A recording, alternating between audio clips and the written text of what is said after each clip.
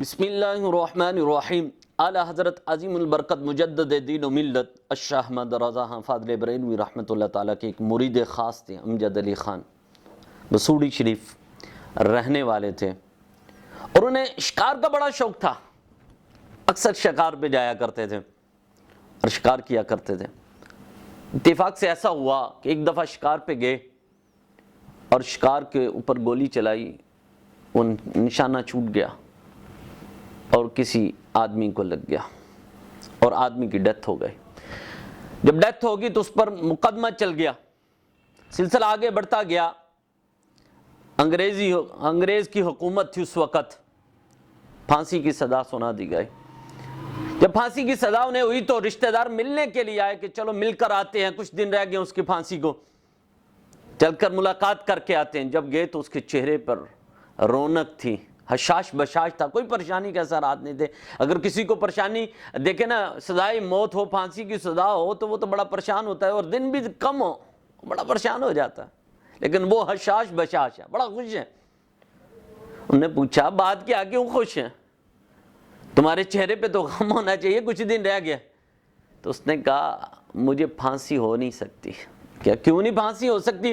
تو اتنے دعوے سے کیسے کہہ سکتا ہے تجھے پھانسی کی سزا سنا دی گئی، جج نے تجھے سزا سنا دی گئی، اب تو کیسے کہہ سکتا ہے؟ اتنے تیرے اندر جو ہے بڑے کانفیڈنس کے ساتھ تو کہہ رہا ہے۔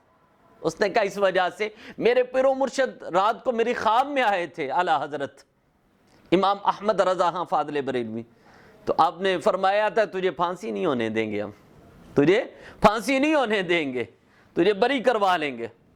اچھا، اب کچھ دن رہ گئے، 1 یا 2 دن رہ گئے، تو اس کے والد ملنے کے لیے آئے کہ چلو مل آتے ہیں بیٹے سے، ملاقات کر کے آتے ہیں۔ جب بیٹے کے پاس پہنچے تو بیٹے کو دیکھا اور سوچا کہ کچھ 2-3 دن رہ گئے ہیں، تو بڑا باپ رویا۔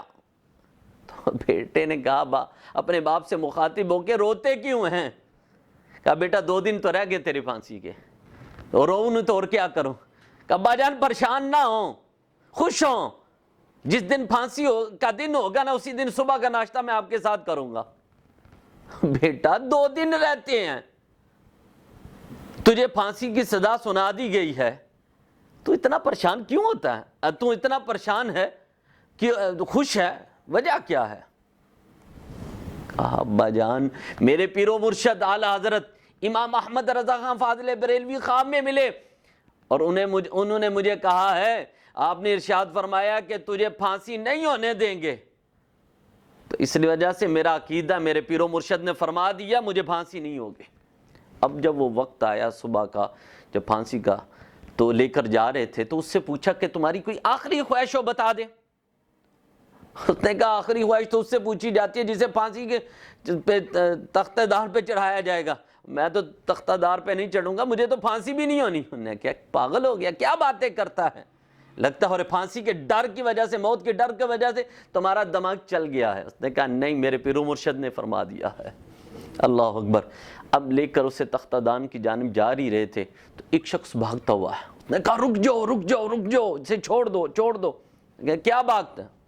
انہوں نے کہا آج ملکہ وکٹوریہ کی تاج پوشی ہے، تو اس وجہ سے انگریز حکومت نے آج کافی لوگوں کو انہوں نے معاف کر دیا ہے، اور ان میں امجد علی خان کا بھی نام ہے، اس کو بھی معاف کر دیا گیا ہے، تو لہذا اس کو بری کر دیا جائے۔